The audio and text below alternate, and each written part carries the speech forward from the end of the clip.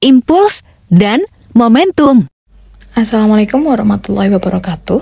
Pada kesempatan kali ini saya akan menjelaskan materi mengenai impuls dan momentum. Kita mulai dari definisi momentum.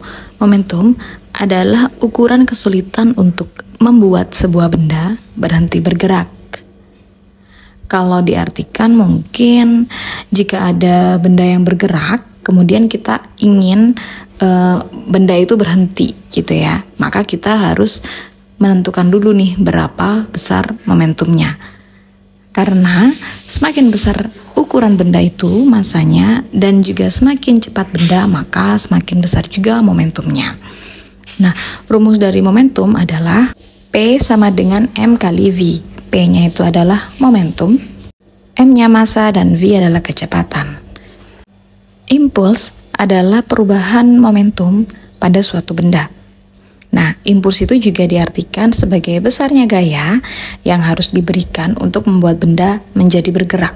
Rumusnya adalah I sama dengan delta P atau perubahan momentum. M kali V2 dikurangi MV1. Ya, dan kita bisa sebut juga kalau I itu rumusnya adalah F dikalikan delta T.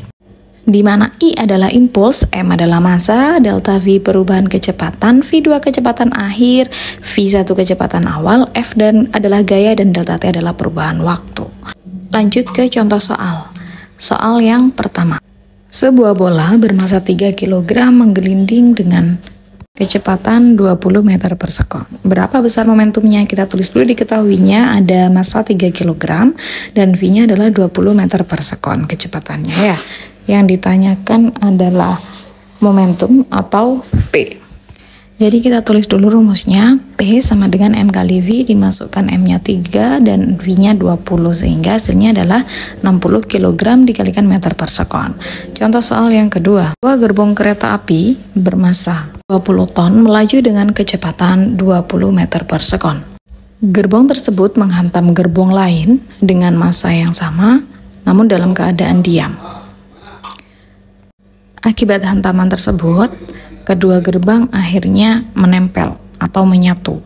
Maka, berapa kecepatan kedua gerbong sekarang? Kita tulis diketahui yang pertama adalah ada M1 atau massa gerbong kereta yang pertama sebesar 20 ton. Kemudian kecepatan gerbong pertama adalah 20 meter per sekon.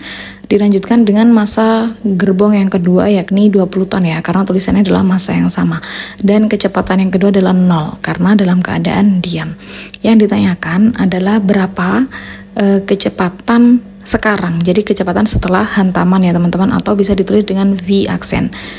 Kita tulis dulu, jadi momentum sebelum hantaman itu harus sama dengan momentum setelah hantaman. Karena ada dua benda, makanya ditulisnya P1 dan P2 ya. Kemudian kita jabarkan karena P itu adalah M kali V, maka masing-masing diberikan indeks masing-masing. Ada 1, 2, dan ada yang aksen. Kita masukin satu persatu mulai dari M1 itu 20.000. V1-nya 20, M2-nya 20.000, V2-nya 0, M1-nya 20.000, V1 aksennya belum ada, M2-nya 20.000, dan V2 aksennya juga belum ada. Nah, di sini 20.000 kali 20 adalah 400.000 ditambah 0, kemudian 40.000 V, itu karena 20.000 tambah 20.000 ya.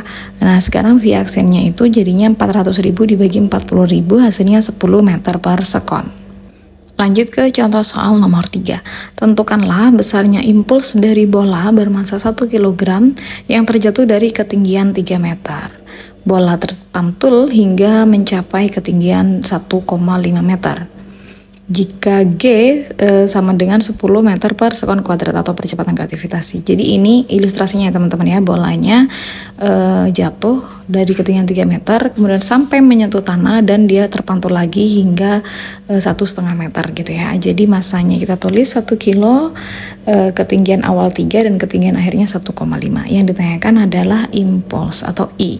Kita tulis dulu rumusnya. Impuls itu adalah M dikalikan V2 dikurangi V1. Kita belum tahu ya V1 dan V2, kita cari dulu. Kita tahu rumusnya V itu adalah akar 2GH. Di sini kita taruh negatif karena yang ini arahnya ke bawah ya teman-teman ya. Dimasukkan saja 2 dikalikan 10 dikalikan 3, hasilnya adalah akar 60 min 7,75 meter per sekon. Untuk V2-nya rumusnya sama, tapi di sini kita pakai positif karena untuk arahnya pantulan itu kan ke atas ya, jadinya dia positif. Kita masukkan hasilnya adalah akar 30, jika dihitung adalah 5,48, sehingga I-nya kita bisa masukkan ya V2 dan V1 yang sudah kita hitung tadi. Nah, V2-nya plus V1-nya min ketemu min, itu hasilnya adalah positif ya teman-teman, jadinya 5,48 ditambah 7,75 hasilnya 13,23 Newton sekon. Terima kasih.